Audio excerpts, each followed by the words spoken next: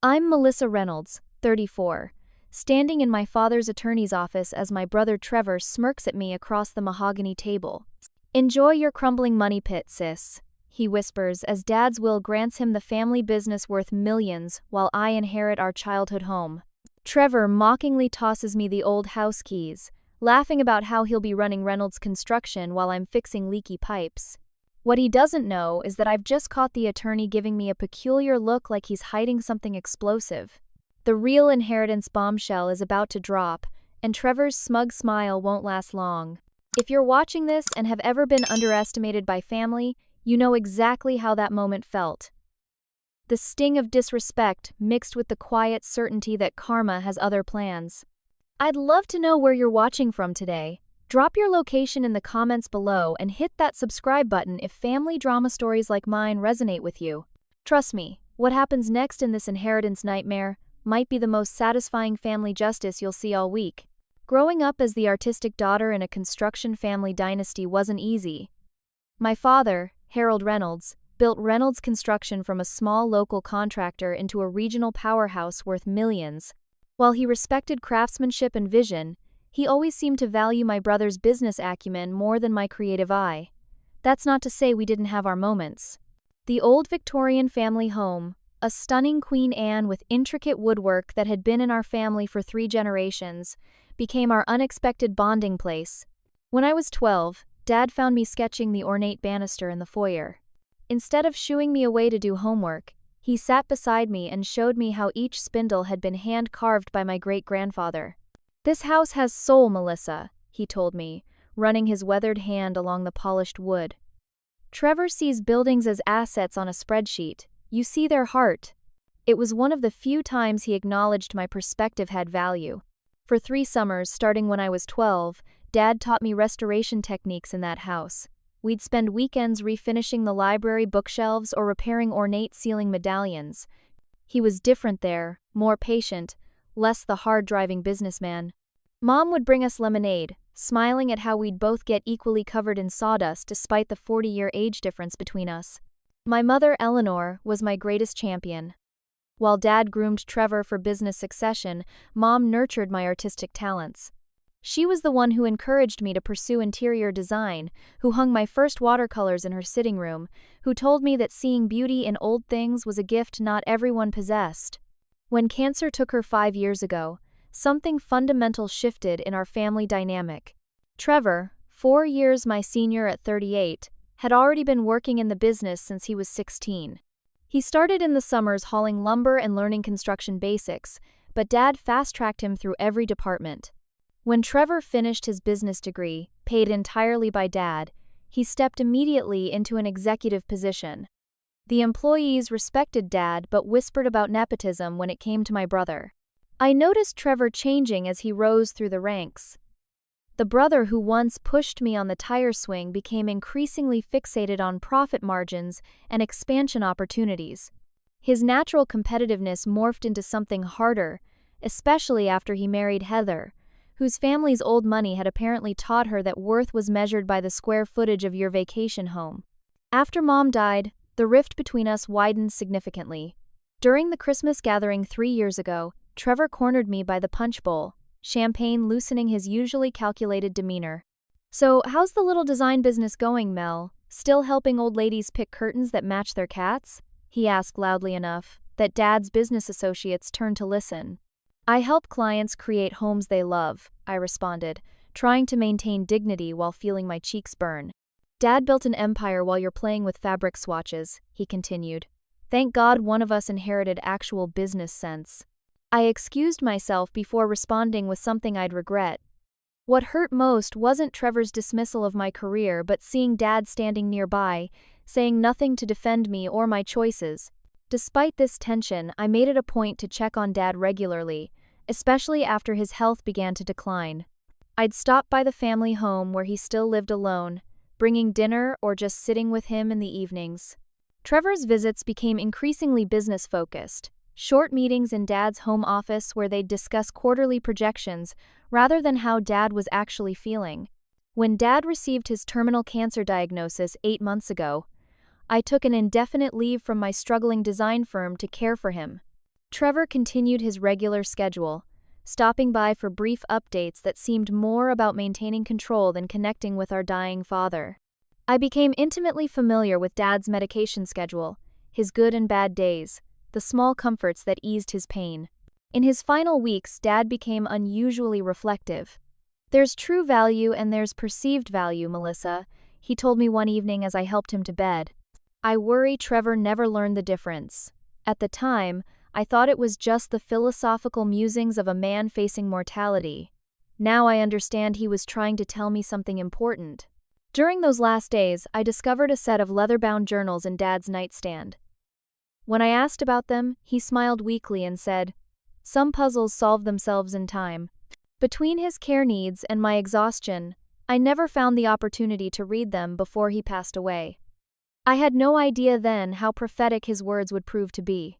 Richard Blackwell's law office exuded old money and discretion, from the dark walnut paneling to the oil paintings of stern-faced founders. Dad had retained Blackwell and Associates for over 30 years, and Richard himself had been Dad's personal attorney and friend nearly as long. As we gathered in the conference room a week after the funeral, the heavy atmosphere wasn't just from the burgundy drapes blocking most of the natural light. Trevor arrived with Heather in tow, both dressed impeccably in designer morning attire that somehow managed to look both respectful and fashion-forward. Heather's diamond earrings caught the light as she air-kissed my cheek, her Chanel perfume momentarily overwhelming. Trevor nodded stiffly to Aunt Patricia, Dad's younger sister, before taking his seat at the table. He positioned himself at what would have been Dad's place at the head, a not-so-subtle gesture that made Aunt Patricia raise an eyebrow. I dressed simply in a black sheath dress that had seen me through too many funerals in recent years. My hands nervously smoothed non-existent wrinkles as Richard arranged papers before him, his reading glasses perched precisely on his nose. "Thank you all for coming," Richard began formally. "We're here to read the last will and testament of Harold James Reynolds." The legal preamble washed over me in a blur of formal language until Richard reached the substance of the inheritance. "To my son, Trevor Harold Reynolds, I bequeath Reynolds Construction Company, including all assets, contracts, and properties associated with the business."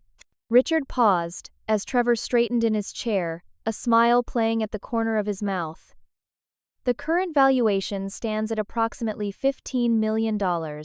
Heather squeezed Trevor's arm, her red fingernails digging into his suit jacket. He nodded as though this was exactly what he expected, what he deserved.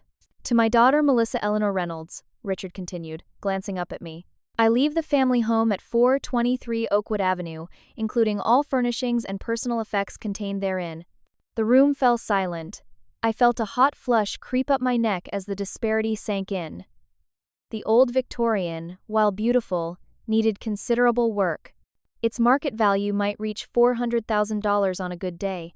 Next to the business, it was almost insulting.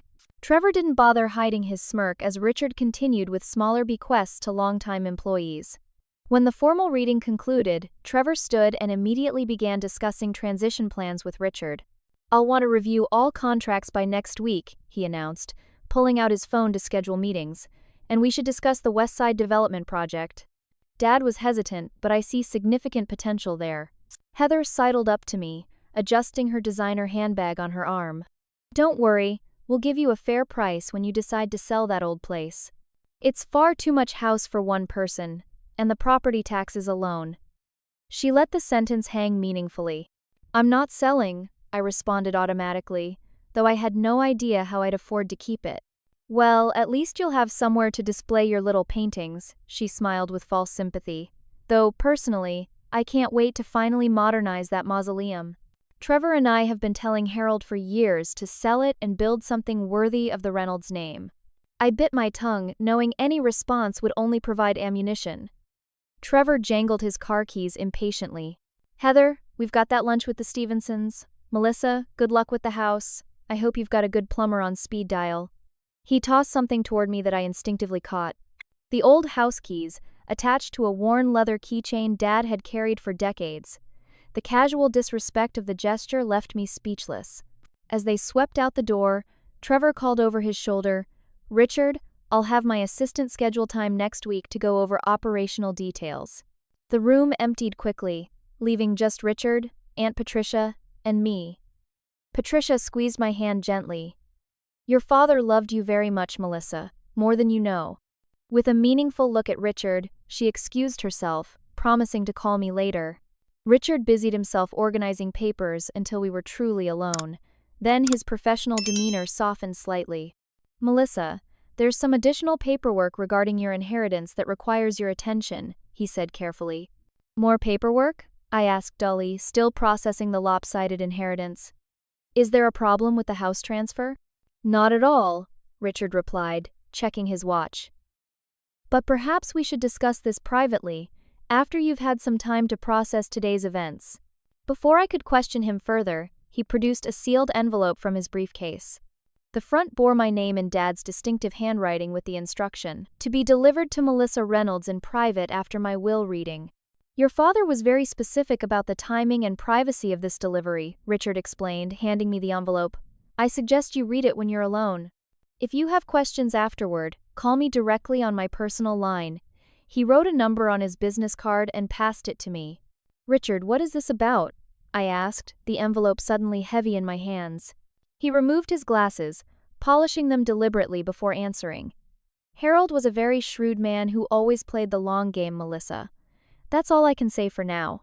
His expression conveyed there was much more beneath the surface than today's will reading had revealed. I left his office clutching both the envelope and the old house keys, my mind racing with possibilities and doubts. The parking garage felt suffocating as I slid into my car, turning the envelope over in my hands. My name in Dad's handwriting made my throat tighten. I'd recognize those blocky, precise letters anywhere, the penmanship of a man who'd started drafting construction plans by hand, long before computers took over the industry. With trembling fingers, I broke the seal. Several pages of heavy stationery emerged, filled with Dad's writing. I took a deep breath and began to read. My dearest Melissa, by now you've heard the will reading and likely feel confused or hurt by my decisions. Trevor certainly believes he's received the lion's share of my legacy, and I've allowed him to think so for specific reasons that will become clear. You always understood that value isn't always visible on the surface. While Trevor saw our family home as an outdated liability, you recognized its soul. That perception is why I've chosen you as the guardian of our family's true legacy. The house I've left you contains much more than memories. For over 40 years, I've quietly built a collection that few people know exists. Your mother encouraged my passion, and together we acquired pieces that brought us joy and that we knew would appreciate in value. To find what I've hidden, go to the library on the second floor. The oak bookcase on the eastern wall contains a hidden mechanism. Remove the leather-bound complete works of Dickens, and you'll find a small brass lever. Pull it downward while simultaneously pressing on the left corner of the third shelf. The entire section will pivot, revealing a staircase to a basement level that doesn't appear on any house plans. Trust only Richard Blackwell with this information for now. He's helped me document everything legally and discreetly. I've always seen your true worth, Melissa, even when you thought I didn't. Now it's time for you to see it too. With all my love, Dad. I stared at the letter, reading it twice more to make sure I wasn't hallucinating. A hidden room? A collection? It seemed impossible, yet the specificity of the instructions left little doubt that Dad was serious. The drive to the family home passed in a blur. The Victorian looked different somehow as I pulled into the circular driveway, its 3 stories of ornate architecture suddenly mysterious rather than simply familiar. The afternoon sunlight caught the stained glass panels in the front door, casting colored patterns across the entryway floor as I stepped inside. The house smelled of lemon oil and old wood, just as it always had. Mom had established the cleaning regimen decades ago, and Dad had maintained it even after her passing. I ran my hand along the banister as I climbed to the second floor, remembering how Dad had taught me to appreciate the craftsmanship of the carved oak. The library had always been my favorite room, with its floor-to-ceiling bookshelves and deep window seats. Now I approached it with new eyes, scanning the eastern wall for the Dickens collection Dad had mentioned. The matched set of leather-bound volumes stood exactly where he described, their gilt lettering faded with age. My hands shook slightly as I pulled the specified volume from the shelf. Behind it, just as Dad had written, was a small brass lever, tarnished with age but clearly designed as a mechanism rather than a decoration. Holding my breath, I pulled it downward while pushing against the corner of the third shelf as instructed. For a heart-stopping moment, nothing happened. Then I felt a subtle click, and the entire bookcase swung inward with surprising smoothness, revealing a narrow staircase descending into darkness. A light switch on the wall illuminated a modern LED system that seemed incongruous with the age of the house. The stairs were concrete, clearly a much newer addition than the Victorian structure above. I descended cautiously, counting 23 steps before reaching a steel door with a keypad. The letter's final page had included a 6-digit code, Eleanor's birthday. I punched in the numbers, and the door unlocked with a soft electronic beep. What I saw next took my breath away. I'd stepped into a climate-controlled room roughly the size of a tennis court, professionally lit with museum-quality display cases and carefully arranged storage systems. The walls held paintings I recognized as works by significant American and European artists, some I'd studied in college art history classes. Glass cases displayed rare books and manuscripts. Carefully labeled drawers likely contained smaller collectibles. In one corner stood several antique furniture pieces I recognized from auction catalogs, pieces whose provenance and rarity made them extraordinarily valuable. A desk near the entrance held a leather portfolio and another envelope with my name. Inside, I found a complete inventory with provenance documentation, purchase records, and most importantly, recent appraisal values. As I flipped through the pages, the total value climbed past numbers I could easily comprehend. The collection's appraised value exceeded $30 million. Another document detailed investment accounts Dad had established separate from the business, totaling an additional $10 million in diversified holdings. A handwritten note explained that he'd kept these assets intentionally separated from Reynolds Construction.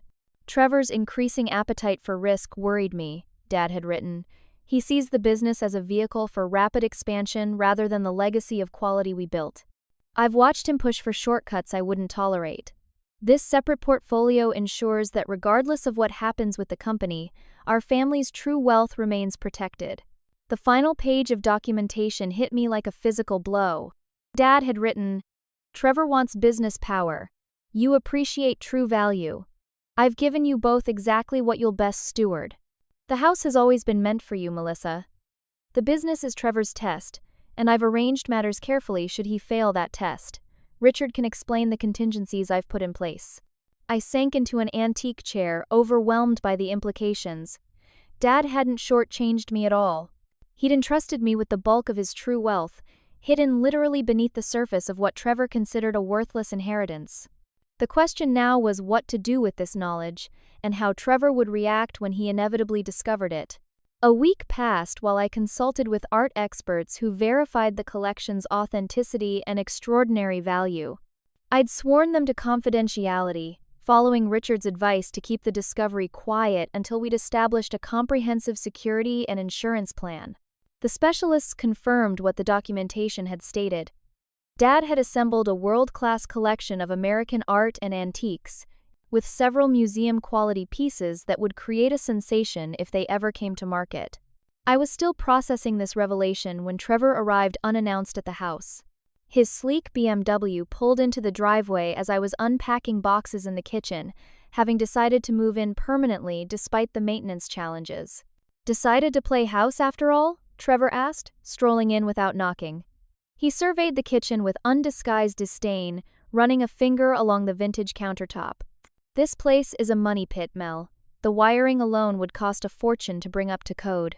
"The wiring was completely updated 3 years ago," I replied, knowing Dad had systematically modernized all the home's infrastructure while maintaining its historical character. "What brings you by, Trevor?" "Just checking how you're settling in." His casual tone didn't match his tense posture as he peered around the room. "Have you thought about selling?"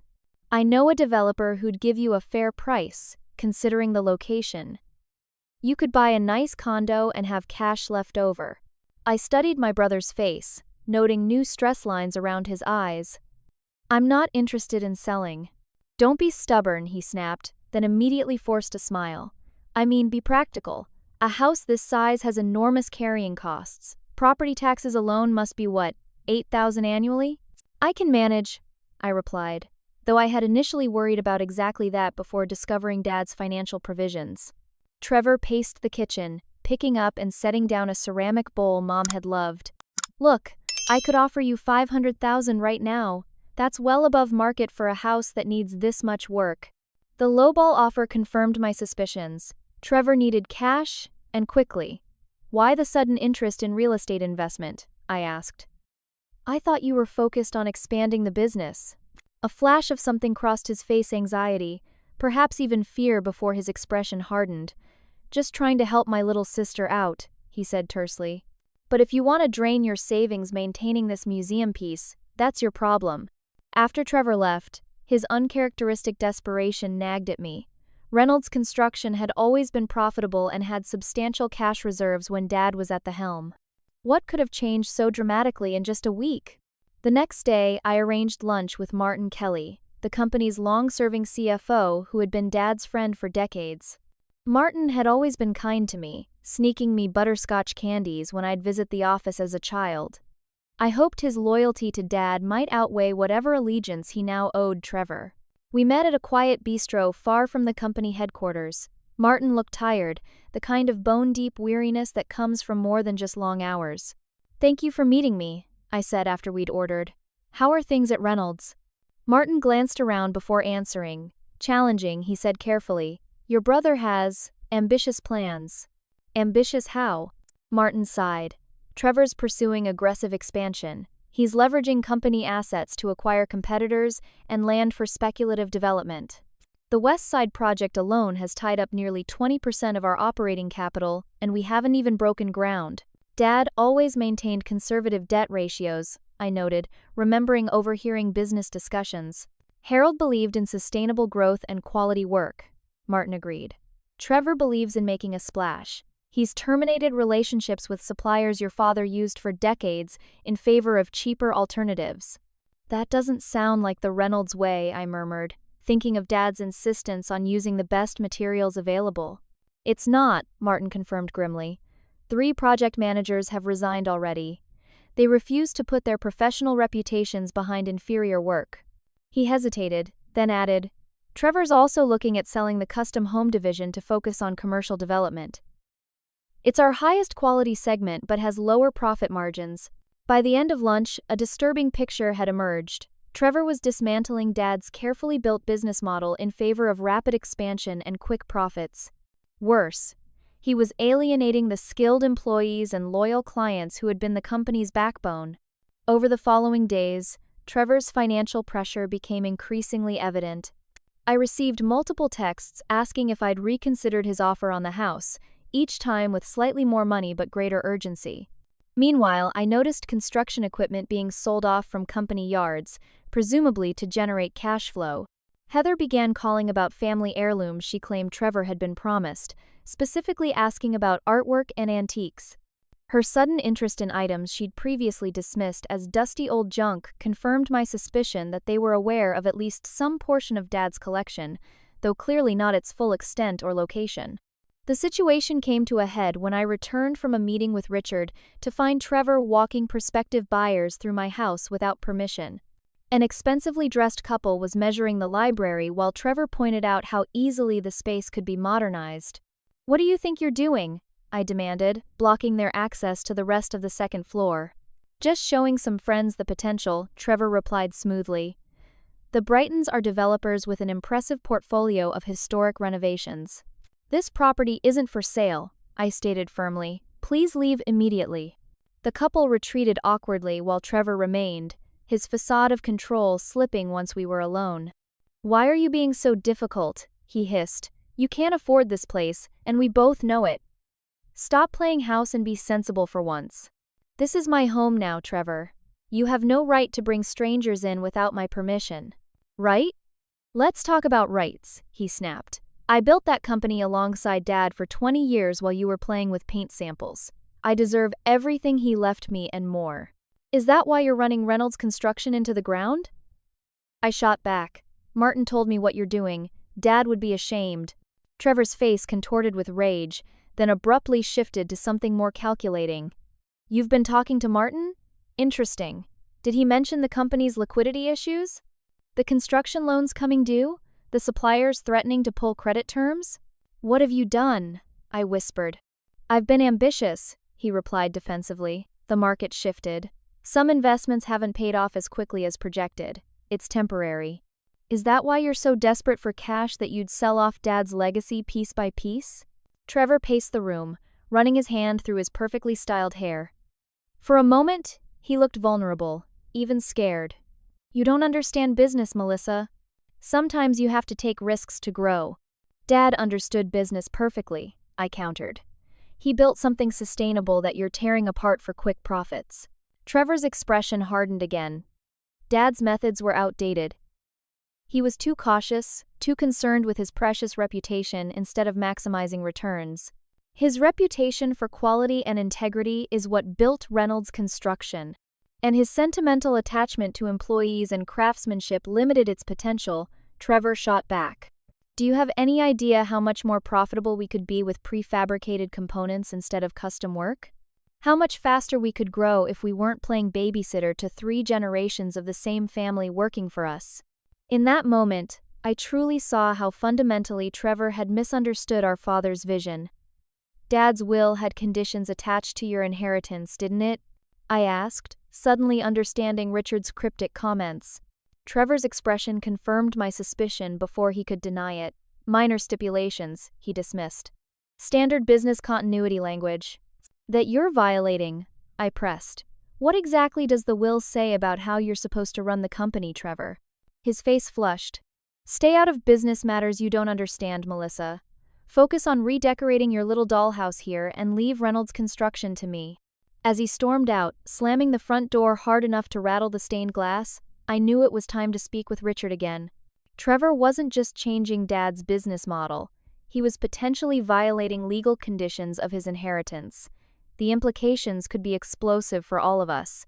If you've ever discovered someone dismantling something precious to you, you understand that mixture of heartbreak and determination I felt watching Trevor walk away that day. Family businesses carry more than financial value, they hold generations of reputation and relationships that money can't measure. Have you ever had to protect something important from the people who should value it most? Let me know in the comments, and don't forget to subscribe to hear what happened next in this family showdown. The following morning, I called Richard Blackwell and requested an urgent meeting. His secretary's initial response was that he was booked solid, but upon hearing my name, she immediately found an opening that afternoon. This only reinforced my suspicion that Dad had prepared Richard for this eventuality.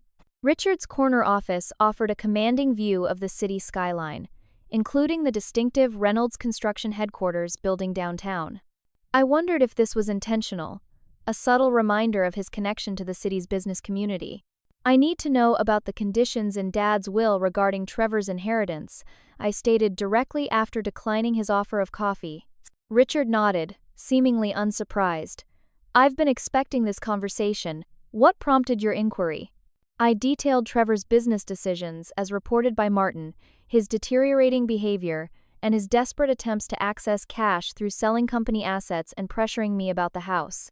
Richard listened intently, occasionally making notes. When I finished, he removed his glasses and pinched the bridge of his nose, a gesture reminiscent of Dad when he was troubled. Harold anticipated this scenario, he said finally. Your brother's inheritance came with specific conditions designed to preserve the company's values and legacy. Richard retrieved a thick folder from his safe and placed it on the desk between us. The business transfer included legally binding conditions requiring Trevor to maintain the company's core values and business practices for a minimum of 5 years. He flipped through the document to a highlighted section.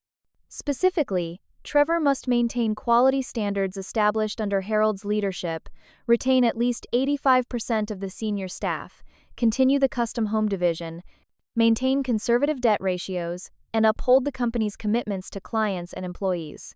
My mind raced as Richard continued. The will establishes quarterly reviews by an independent auditor. Any significant deviation triggers a warning. 3 warnings within 18 months activates the contingency clause. Which is? I prompted when he paused. Control of Reynolds Construction would transfer to the contingency beneficiary named in a sealed addendum to the will. And that beneficiary is? Richard's expression remained professionally neutral. I'm not at liberty to disclose that information unless the contingency is activated. I had a strong suspicion but decided not to press further. How many warnings has Trevor accumulated so far? 2, Richard replied. The first for staff terminations exceeding the permitted threshold, the second for debt ratio violations.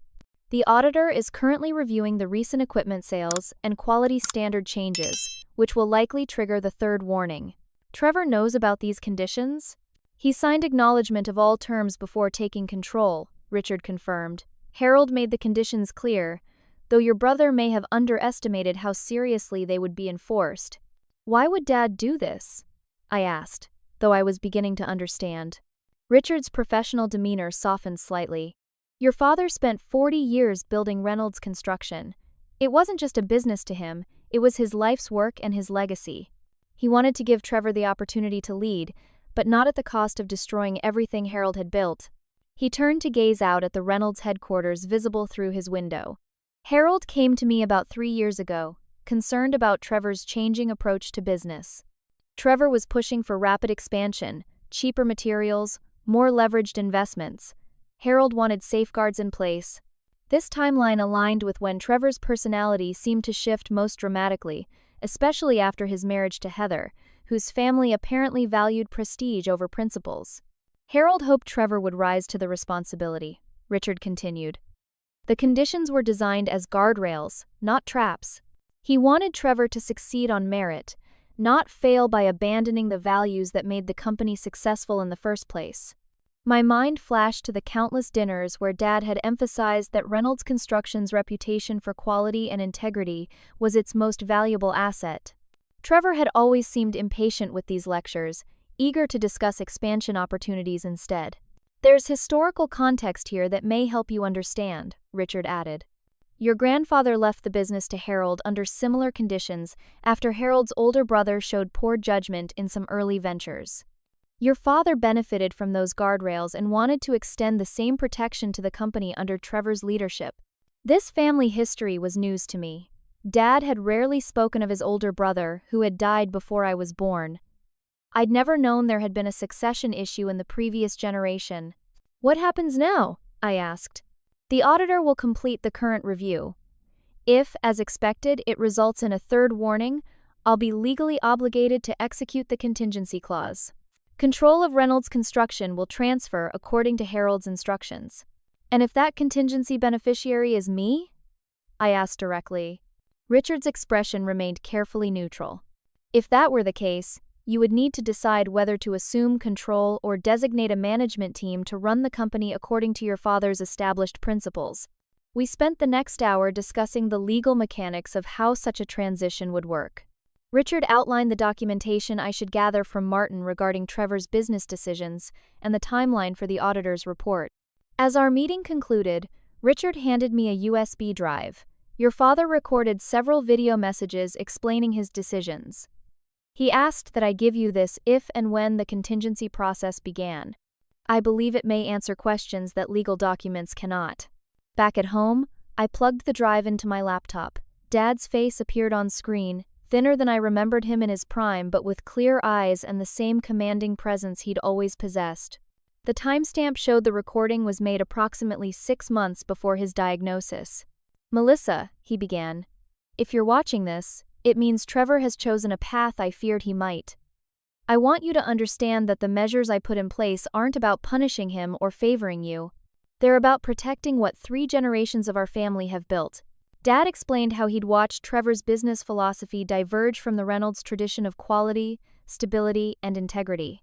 He described hoping Trevor would mature into the leader the company needed, but preparing contingencies in case he didn't. You may not have trained in business management, Dad continued, but you understand value in a way Trevor never has. You see beyond immediate profit to long-term worth. The company needs that perspective.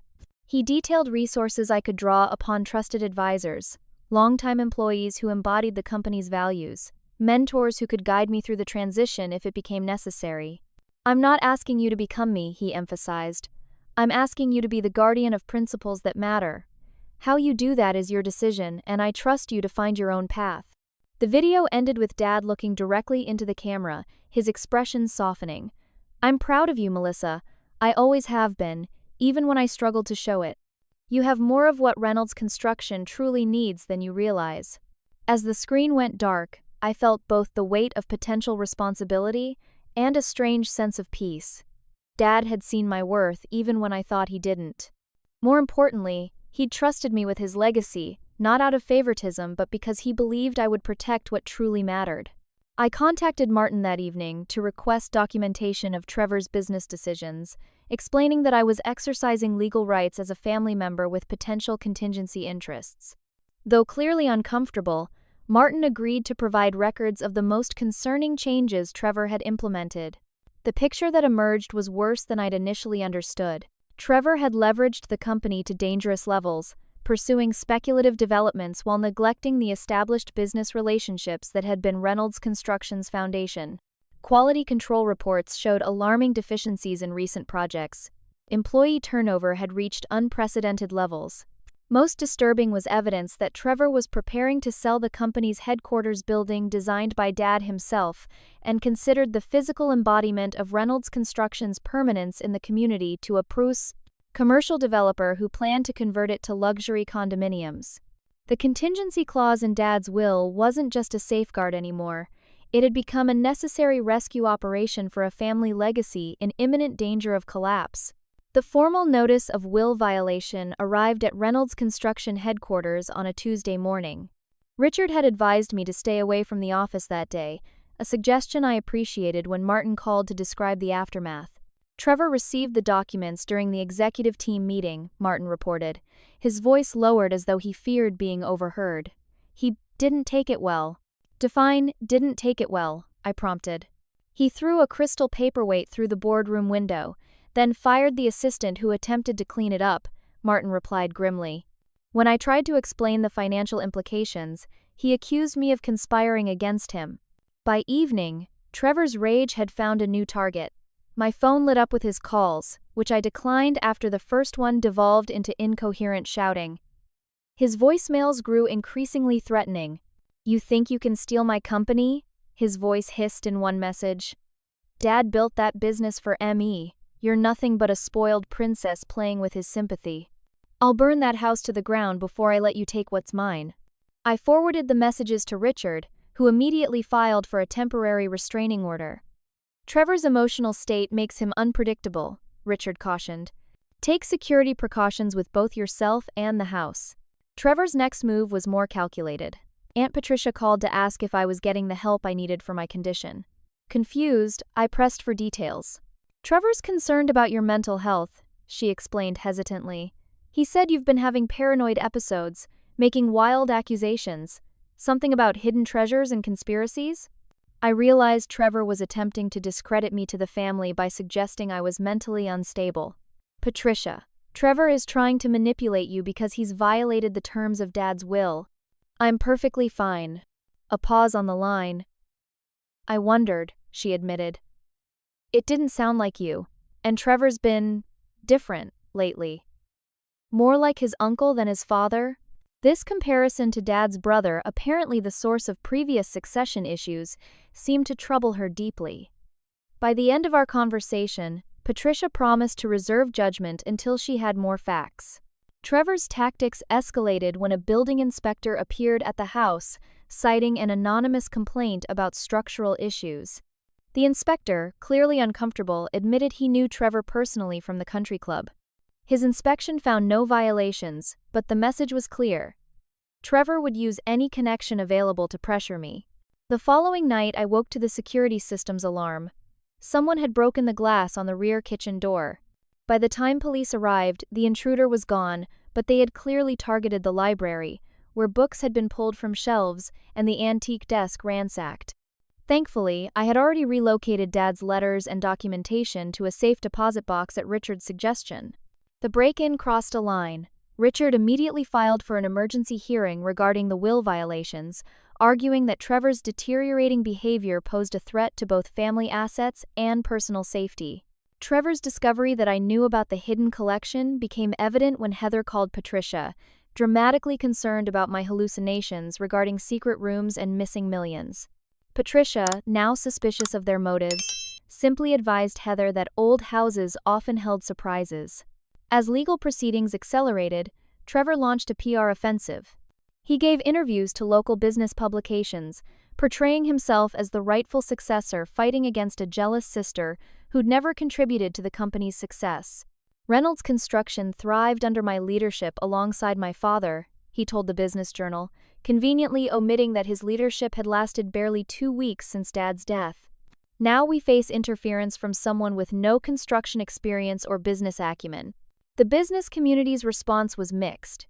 Dad's longtime associates maintained diplomatic silence, unwilling to publicly take sides in a family dispute. Newer contacts, particularly those who'd joined Trevor's country club circle, voiced support for his innovative vision. Loyal employees began reaching out to me privately. Project managers, architects, and skilled craftspeople who had built their careers at Reynolds expressed concerns about declining standards and Trevor's dismissive attitude toward the company's traditional values. "Your father hired me 30 years ago," one superintendent wrote. "He promised that at Reynolds, we'd never cut corners or sacrifice quality for speed. Last week, Trevor ordered us to substitute inferior materials on the Westlake project to improve margins. When I objected, he told me outdated thinking had no place in his company." As word spread about the will contest, clients began calling me directly about projects in progress. Several expressed concern that contracts signed with Harold Reynolds weren't being honored in spirit by his successor. The situation reached a breaking point when Trevor showed up at a community fundraiser where I was volunteering. I'd continued my involvement with the Historical Preservation Society that Mom had championed, helping raise money to restore the town's original courthouse. Trevor cornered me near the refreshment table, his expensive suit contrasting sharply with the casual attire of other volunteers. Though he kept his voice low, his eyes burned with barely contained fury. "You think you're so clever," he hissed, playing the devoted daughter while scheming to steal my birthright. "I'm not the one violating Dad's explicit instructions," I replied, conscious of curious onlookers. "Instructions? He never gave me a chance to succeed on my own terms," Trevor snapped. "Always his way, his rules, his precious reputation to protect. That reputation is what built the business you're so eager to dismantle." Trevor leaned closer, his voice dropping to an unsettling whisper. "You know what I found in the company records? Copies of your therapy sessions from college. The breakdown after that boyfriend dumped you, the anxiety diagnosis, the medication history. How do you think clients will react to learning the potential new head of Reynolds Construction has a documented history of mental instability?" The violation felt like a physical blow. Those records should have been in confidential personnel files, accessible only for insurance purposes. That Trevor would weaponize a difficult period in my life when I'd sought help showed how far he'd fallen. "Using private medical information is illegal, Trevor," I managed to respond, though my voice shook. "You're only digging yourself deeper." "Try me," he challenged. "I'll burn it all down before I let you take what's mine." As he stalked away, Aunt Patricia appeared at my side, having witnessed the exchange from nearby. "I heard enough," she said quietly, taking my trembling hand. "Your father warned me this might happen. Dad knew Trevor would behave this way?" Patricia nodded sadly. Harold saw the changes in Trevor over recent years. He hoped giving him responsibility would mature him, but prepared for the possibility it would do the opposite. She squeezed my hand. "Your father chose the right protector for his legacy, Melissa. Don't doubt that, especially now." Her unexpected support steadied me.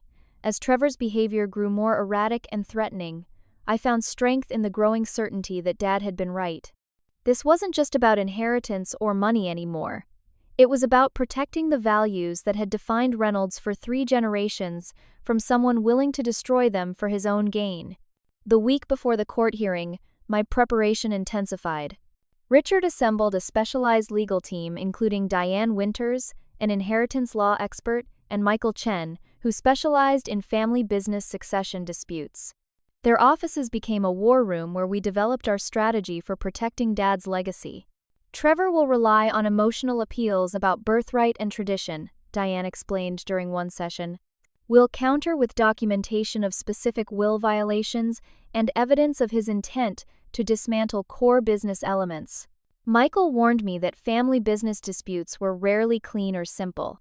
Be prepared for Trevor to make this extremely personal, he cautioned. Courts try to remain objective, but judges are human. Trevor will try to paint you as unqualified and opportunistic. Martin provided crucial financial documentation showing how Trevor had already eroded the company's stability. Reynolds maintained a 20% cash reserve under Harold's leadership, he explained, pointing to spreadsheets. Trevor depleted that to under 5% in 2 weeks, primarily through leveraged acquisition attempts. My friend Rachel, who had stood by me through Mom's death and Dad's illness, helped me prepare emotionally. Trevor will try to provoke you into looking unstable, she warned during our dinner the night before court. Remember that his attacks come from desperation, not truth. The county courthouse was an imposing neoclassical building that Dad's company had helped restore a decade earlier. The irony wasn't lost on me as I climbed the steps where workers under Harold Reynolds' supervision had carefully replaced historic stonework that others had wanted to simply cover with modern materials. Inside, our respective legal teams occupied opposite sides of the courtroom. Trevor's attorneys projected confidence, their expensive suits and leather briefcases conveying success and authority. Trevor himself had dressed conservatively, his usually flashy style subdued to project responsibility. Heather sat directly behind him in the gallery, her expression oscillating between supportive spouse and barely concealed anxiety. Several of Trevor's country club associates filled the row behind them, a visual statement about his community standing.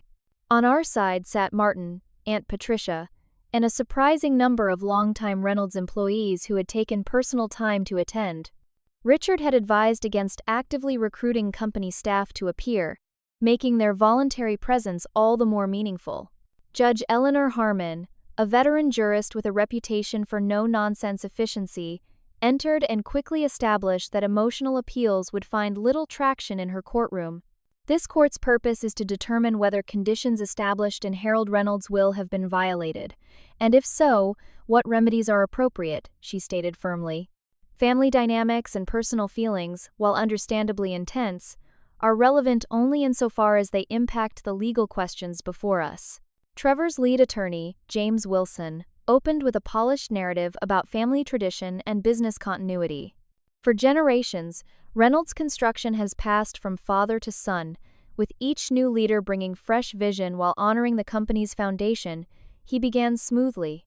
Trevor Reynolds has dedicated his entire professional life to the company, learning every aspect of the business directly from his father.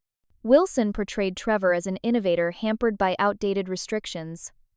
Harold Reynolds was a builder of his time, but markets evolve. The conditions imposed posthumously prevent necessary modernization and adaptation to current business realities. Richard's opening statement took a different approach, focusing on Harold's careful estate planning. This is not about whether Trevor Reynolds is entitled to lead the company, Richard explained. Harold Reynolds already determined that he was subject to specific conditions that Trevor acknowledged and accepted in writing. Richard displayed the signed acceptance documents on the courtroom screen. This case is simply about whether those freely accepted conditions have been met and what consequences follow if they have not. When Trevor took the stand, his testimony initially showcased the charisma that had made him effective in business networking.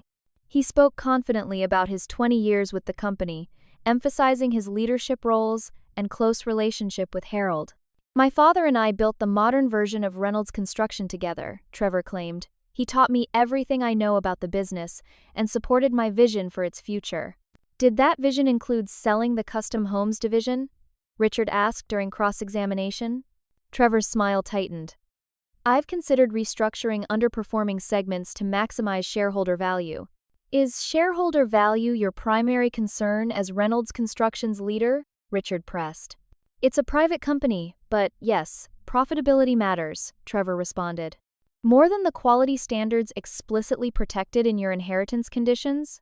Trevor shifted uncomfortably. Market conditions sometimes require flexibility. Richard methodically led Trevor through each violated condition, from staff terminations to debt ratios to quality standard reductions. With each point, Trevor's responses grew more defensive and contradictory. When confronted with documentation of his plans to sell the headquarters building, he claimed it was merely exploring options despite signed letters of intent with developers. The turning point came when Richard questioned Trevor about a conversation with Harold 3 months before his death. "Did you tell your father," and I quote, "the Reynolds name is what matters, not how we do things?" Richard asked. Trevor hesitated. "I don't recall specific conversations." Richard produced a recording device. With the court's permission, this is an audio file from Harold Reynolds' personal records, dated February 12th.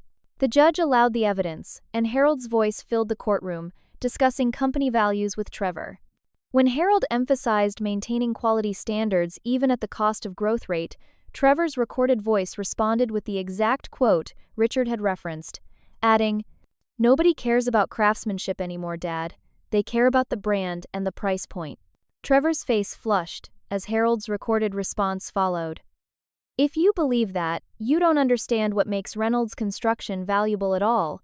By the time Trevor stepped down, his carefully constructed image had unraveled significantly. His own words had revealed a fundamental disconnect with the values his inheritance was conditional upon maintaining. When my turn came to testify, I focused on Dad's consistent emphasis on quality, integrity, and sustainable business practices throughout his life. My father believed Reynolds Construction's true value wasn't in its balance sheet, but in its reputation, I explained. He created products that lasted generations because he built with integrity, not for quick profits. Trevor's attorney attempted to portray me as unqualified during cross-examination. "Miss Reynolds, what formal business education do you possess?" he asked condescendingly. "I have a bachelor's degree in design and a master's in historic preservation," I replied. "I've also run my own interior design firm for 8 years. Hardly preparation for running a construction company with annual revenues exceeding $20 million, he suggested. "My father didn't think business degrees alone qualified someone to lead Reynolds Construction," I responded. "He believed understanding the company's core values was equally important. And you believe you understand those values better than your brother, who worked alongside your father for decades?" I met Trevor's glare directly across the courtroom. I believe my father structured his will to protect those values regardless of who led the company. The evidence shows Trevor has violated the conditions he agreed to uphold. The decisive moment came when Richard presented the full conditional clause with Trevor's signature, alongside documentation of each violation. Financial records demonstrated the company's rapidly deteriorating position. Employee affidavits detailed quality control reductions. Most damaging was Trevor's signed agreement with developers to sell and subdivide the company headquarters explicitly prohibited in the will conditions. Judge Harmon called a brief recess before delivering her ruling. As we waited, Richard squeezed my shoulder reassuringly. "Your father would be proud of how you've handled this," he said quietly. When court reconvened, Judge Harmon delivered a clear, unambiguous decision. Having reviewed all evidence presented, this court finds that Trevor Reynolds has materially violated multiple conditions established in Harold Reynolds' will regarding the inheritance of Reynolds Construction Company, she stated. These violations trigger the contingency clause, which transfers control to the designated alternative beneficiary, identified in sealed documents as Melissa Eleanor Reynolds. Trevor half rose from his chair, his face contorted in disbelief, before his attorney pulled him back down. Judge Harmon continued, "Mr. Reynolds will have 30 days to transition leadership and provide all necessary company documentation. During this period, he is prohibited from making any financial or structural changes to the business without court approval. The court will appoint an independent auditor to oversee this transition." She looked directly at Trevor. "This court takes no position on the business wisdom of your decisions, Mr. Reynolds. The only relevant fact is that you accepted inheritance conditions that you subsequently violated. Actions have consequences, particularly in matters of inheritance law." As the judge stood to exit, Trevor shoved away from the table and stormed toward the doors, ignoring his attorney's attempts to stop him. Heather hurried after him, her designer heels clicking rapidly across the marble floor. I sat motionless, the weight of what had just happened settling over me. I had not sought this responsibility, but now the company that had been our family's legacy for 3 generations was in my hands. Richard was already discussing transition logistics with our legal team. Martin looked simultaneously relieved and apprehensive about the coming changes. Aunt Patricia simply nodded at me with quiet approval. Outside the courtroom, reporters had gathered, alerted to the high-profile case. Richard fielded questions with practiced discretion while I slipped out a side entrance, needing time to process the magnitude of what lay ahead. Reynolds Construction was now mine to protect and preserve, just as Dad had ultimately intended. The courtroom hadn't fully emptied when Trevor's composure finally shattered completely. He shoved past the gallery gate, pointing accusingly at me as security officers moved to intercept him. "You planned this all along," he shouted, his face contorted with rage. "Dad would never have chosen you over me if you hadn't manipulated him during his illness." The security officers firmly guided him toward the exit as he continued his tirade. "This isn't over, Melissa. You have no idea how to run a construction company. You'll destroy everything." Heather's reaction was equally dramatic but more calculated. As Trevor was escorted out, she made a very public show of removing her wedding rings and dropping them into her designer purse before making several urgent phone calls in the courthouse hallway. By evening, industry gossip confirmed she had contacted her family's longtime divorce attorney. Local business media descended on the story immediately. Reynolds' family feud ends in stunning succession reversal, read the Business Journal's headline the following morning. Industry newsletters analyzed the implications for ongoing projects and business relationships. Several real estate developers, Trevor, had courted with promises of aggressive expansion, issued statements expressing concern about continued partnership viability. Trevor made one final desperate attempt to sabotage the transition, sending a company-wide email at 3 a.m., claiming the business was being sold to an international conglomerate and suggesting employees explore options elsewhere. IT security, which Richard had wisely arranged to monitor during the transition period, caught this before most employees saw it, but the incident demonstrated how far Trevor had fallen. When I arrived at Reynolds Construction headquarters for the first time as its legal owner, I felt the weight of 3 generations of family history. The building itself, with its distinctive stone facade featuring subtle Reynolds R motifs in the cornices, represented Dad's belief that a construction company's home should showcase its finest craftsmanship. Martin had arranged an all-employee meeting in the central atrium, where natural light streamed through the skylight Dad had insisted on despite its engineering challenges. Nearly 200 faces turned toward me as I walked to the podium, their expressions ranging from curiosity to concern to cautious hope. "Many of you have known me since I was a child running through these halls," I began. "Others are meeting me for the first time today. All of you are wondering what happens now." I acknowledged the uncertainty the leadership change created. I won't pretend this transition is what any of us expected. I won't pretend I have all the answers today.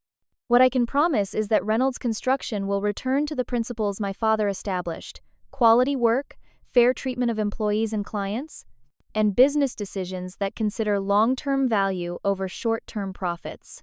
The financial situation Trevor had created was even worse than we'd understood. During my first meeting with the executive team, our acting CFO revealed that Trevor had not only depleted cash reserves, but had committed to high-interest loans for speculative land purchases.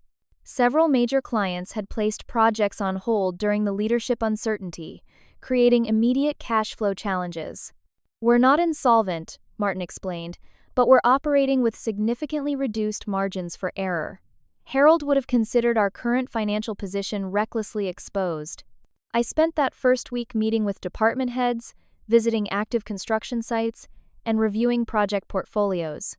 I discovered that Trevor had systematically shifted resources away from the custom home division that had built our reputation for craftsmanship, despite its consistent profitability, in favor of speculative commercial developments with higher potential returns but significantly greater risks. Most concerningly, quality control reports showed a disturbing pattern of substituting inferior materials and reducing inspection protocols, potentially exposing the company to significant liability if structural issues emerged later. Trevor instructed us to streamline the quality assurance process, the QA director explained uncomfortably. In practice, that meant eliminating several inspection steps your father considered essential. I immediately reinstated all quality control measures, despite the short-term cost implications. Reynolds builds structures that last generations, I reminded the team, echoing Dad's frequent mantra. We can't sacrifice tomorrow's reputation for today's profit margin. The employee response to these changes was overwhelmingly positive.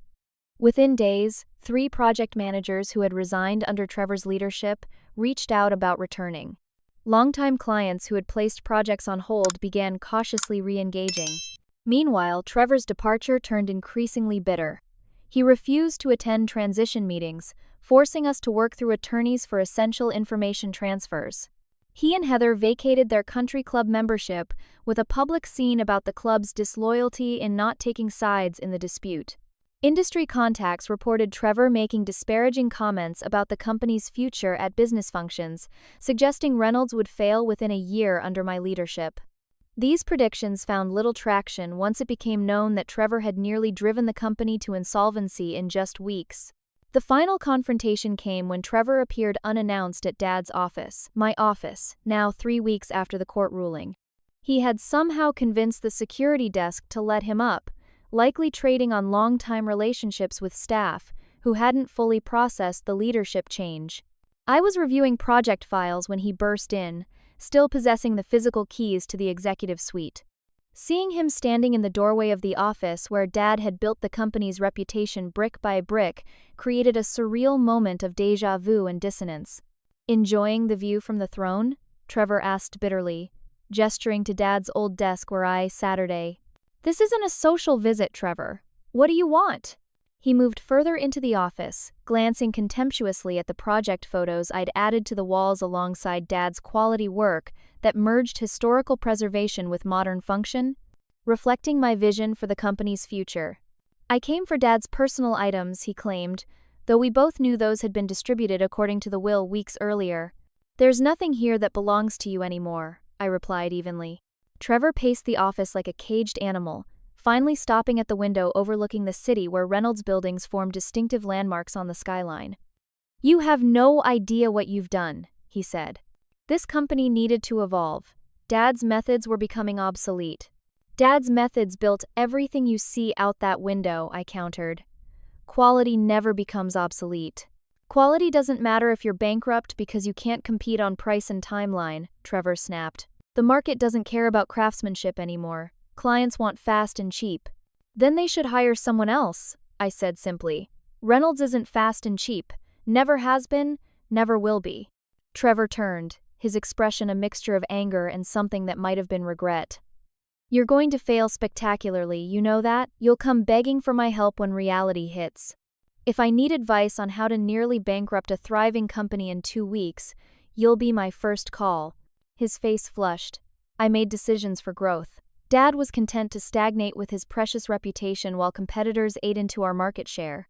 Dad understood that reputation is what brings premium clients who value quality over cost-cutting.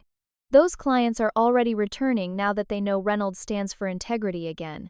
Trevor moved suddenly to Dad's old filing cabinet, yanking open a drawer. "There are records here I need." I stood, reaching for the phone. "Remove your hand from that drawer, or I'm calling security. Nothing in this office belongs to you." He slammed the drawer shut with such force that a framed photo toppled from the wall. "You think you've won, don't you?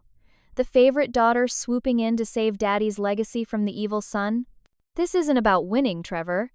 It's about preserving what 3 generations built, which you were willing to dismantle for quick profits." "I deserved that company," he insisted, his voice rising. "I worked alongside him for 20 years while you played with your little design projects. And in 2 weeks, you nearly destroyed what he spent a lifetime building," I replied. "That's why he created the contingency plan. He saw what you might do, and he protected his legacy." Trevor's fury seemed to peak, then collapse into something hollow. For a moment, I glimpsed the brother I remembered from childhood, before ambition and greed had hardened him. "Get help, Trevor," I said more gently. "When you're ready to remember who you were before all this, we can talk about finding a place for you in the company again. Not as CEO, but there's always room for family who respect what Reynolds stands for." His expression closed again, the brief vulnerability vanishing. "Keep your charity. I don't need Reynolds. I'll build something 10 times more successful without all the sentimental baggage." As he stormed toward the door, he turned for one final shot. "Enjoy playing businesswoman until you run it into the ground. I'll be waiting to pick up the pieces when you fail." The door slammed behind him with such force that the entire executive suite fell silent. As conversations gradually resumed in the outer offices, I sat at Dad's desk, my desk now, and felt the full weight of the responsibility I'd inherited. Trevor was gone, but the real work of rebuilding what he damaged was just beginning. 6 months passed with the speed and intensity of a whirlwind. Reynolds Construction stabilized under my leadership, though not without significant challenges. The financial mess Trevor had created required painful short-term decisions, including temporarily freezing several speculative projects to redirect resources toward our core business strengths. I moved the company headquarters back to the family home, converting the first floor into office space while maintaining the historical character that made the Victorian special. The transition saved considerable overhead and physically reconnected the business to its roots. Clients were impressed by the unique working environment that showcased our restoration capabilities. The hidden art collection became a carefully curated showpiece of the new headquarters. Select pieces adorned conference rooms and entryways, creating an atmosphere that blended heritage with sophistication. Clients often commented that visiting Reynolds Construction felt like stepping into a space where craftsmanship and artistry were genuinely valued.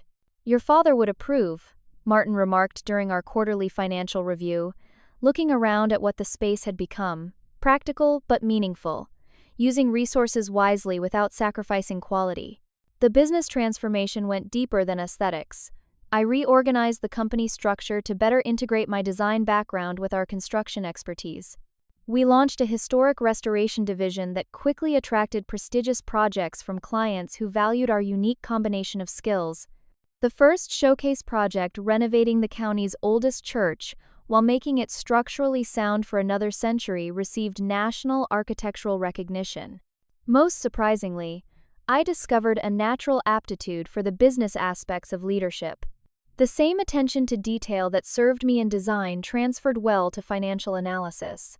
My outsider perspective allowed me to question inefficient processes that had persisted through institutional inertia. The executive team, initially skeptical of my leadership, gradually became strong allies as they saw the company's direction stabilize and improve. "Your approach is different from your father's," our operations director commented during a project review, "but the underlying values are exactly the same. Quality first, people matter, and integrity isn't negotiable." Healing myself proved as challenging as healing the company.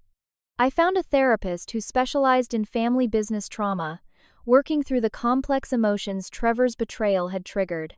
The process helped me separate personal hurt from business decisions and gradually reduce the anxiety that initially accompanied my unexpected leadership role. "You're not just preserving your father's legacy," my therapist observed after several months.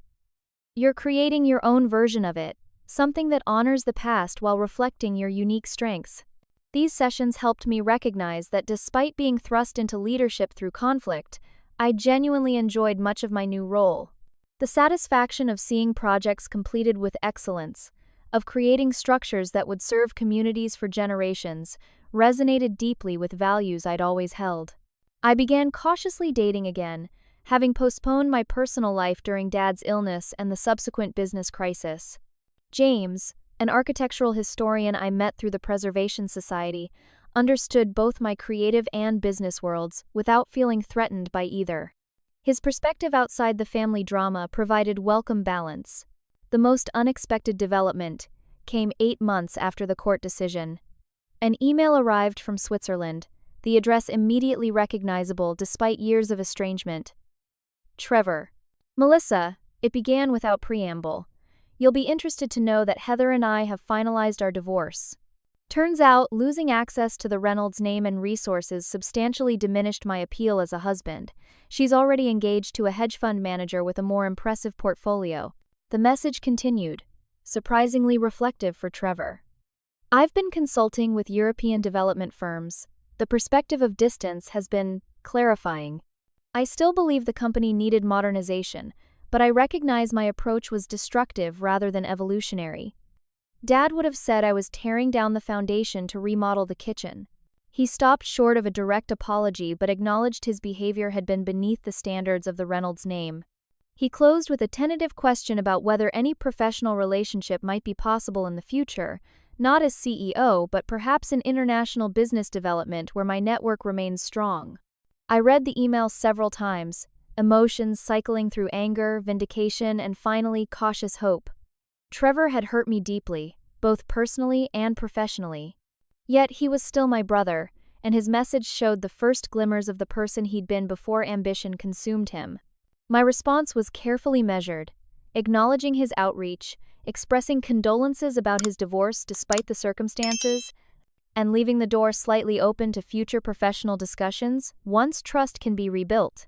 I made clear that any relationship, personal or professional, would require acknowledgement of past actions and commitment to the values that defined Reynolds Construction. His reply came weeks later, shorter but with the first explicit admission of wrongdoing. "You were right about what Dad valued most. I lost sight of that. It may take time, but I would like to understand how to make amends, professionally at least." One quiet evening, I found myself in the library where everything had changed. The secret room below remained secure, though I'd worked with financial advisors to better integrate the collection's value into the company's long-term planning. The hidden door remained a private family matter, known only to those Dad had trusted most. I studied the family photographs that lined one wall, including several with Trevor from happier times building sandcastles at the beach, receiving his business degree with Dad's proud arm around his shoulders, even cutting the ribbon at a project completion just a year before Dad's diagnosis, before things changed so dramatically. Dad's voice seemed to echo in the room. True value isn't always visible on the surface. He had seen the potential outcomes of his succession plan more clearly than any of us, creating a path that allowed both Trevor and me to reveal our true characters through our choices. The house keys Trevor had mockingly tossed across the attorney's conference table now hung on a small silver hook by my desk. They represented not just the physical property but the values and legacy they protected. A legacy I now understood was never about buildings or money, but about integrity, quality, and vision sustained across generations. Outside, dusk settled over the grounds where 3 generations of the Reynolds family had grown up. Inside, the home that had seemed like a consolation prize had revealed itself to be the true heart of everything Dad valued most. By protecting it, I had found not just an inheritance, but my own purpose and place in the family legacy. I made a silent promise to honor that legacy in ways that would make both my parents proud, knowing that the greatest inheritance wasn't anything that could be listed in a will, but the values that had guided every decision Dad made, values that now guided mine. If this story of family justice resonated with you, I'd love to hear your thoughts in the comments. Have you ever discovered that what seemed like a disappointment was actually a blessing in disguise? Or experienced a moment when family dynamics suddenly revealed their true nature? Your stories matter to this community, so please share them below. And if you want to see more real-life family drama with satisfying karma moments, hit that subscribe button and turn on notifications so you never miss a video. Thank you for joining me on this journey. Sometimes the most valuable inheritances are the lessons we learn along the way, not the things we receive.